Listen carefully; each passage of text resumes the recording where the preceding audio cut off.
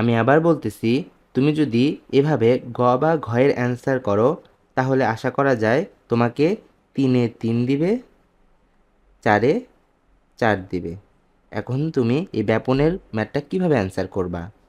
প্রথমে তুমি হচ্ছে সংজ্ঞা লিখবা। ব্যাপন কাকে বলে? ব্যাপনের এই সংজ্ঞাটা তুমি শুরুতে লিখে ফেলবা।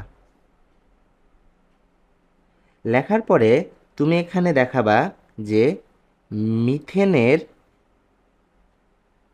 আণবিক ভর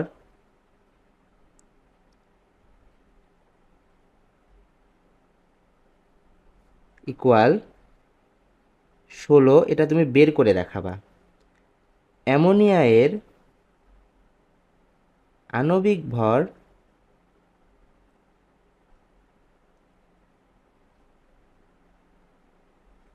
ইকুয়াল 17, এটা তুমি বের করে দেখাবা। এরপরে তুমি নিয়মটা লিখবা। নিয়মে কেমন হবে যে আণবিক ভর বেশি হলে ব্যাপন হার কম হয়, আণবিক ভর কম হলে ব্যাপন হার বেশি হয়। যেহেতু মিথেনের আণবিক ভর কম তাই এর ব্যাপন হার বেশি হবে এবং অ্যামোনিয়া এর আণবিক ভর বেশি তাই এর ব্যাপন হার কম হবে। নর্মালি তোমার ক্লাসমেটরা এইটুকুই লিখবে। এখন তুমি এক্সট্রা করে লেখার জন্য এখানে তুমি লিখবা অর্থাৎ আর অফ মিথেন ভাগ আর অফ অ্যামোনিয়া। তুমি এটা অ্যামোনিয়া চাইলে উপরেও লিখতে পারো, নিচেও লিখতে পারো, কিন্তু ওই যে শর্ত তোমাকে দেখালাম দুইটা সংখ্যা দিয়ে কোনটা বড় কোনটা ছোট বের করা, ওইটা বের করে দেখাবা। করার পরে root over M of ammonia এই যে ভাগ এম অফ মিথেন করে দেখাবা। করে দেখানোর পরে তোমার অবশ্যই একটা অ্যান্সার আসবে। অ্যান্সার আসার পরে বলবা অতএব R of methane greater than R of ammonia. একটা জিনিস খেয়াল করো, আমরা গতবার কিন্তু অ্যামোনিয়াকে উপরে লিখছিলাম, এবার মিথেনকে উপরে লিখছি।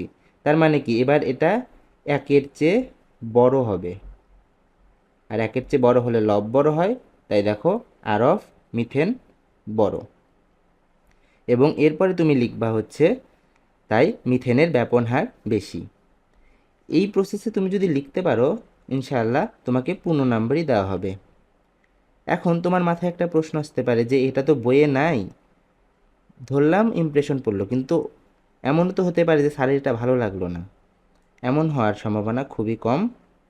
আর যদি হয়ও বোর্ডের একটা নিয়ম আছে, সেটা হচ্ছে ধরো তুমি যদি মেইন জিনিসটা লেখো, ধরো এটা তো একদম মানে সবাই লিখবে, এইটুকু যদি লেখো, কিছু যদি স্যারের কাছে ভালো না লাগে সেখানে স্যার ওইটাকে কেটে অপ্রাসঙ্গিক লিখে পূর্ণ নম্বরই দিতে হবে।